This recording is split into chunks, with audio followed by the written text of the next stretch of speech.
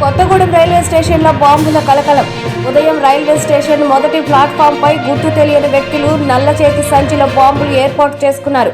Railway ట్రాక్పై ఉల్లిగడ్డ ఆకారంలో ఉన్న బాంబును కొరికిన కుక్క. భారీ శబ్దంతో పేలి కుక్క అక్కడికక్కడే మృతి చెందింది. రైల్వే స్టేషన్లో ఉన్న ప్రయాణికులు భారీ శబ్దం రావడంతో పరుగులు తీశారు.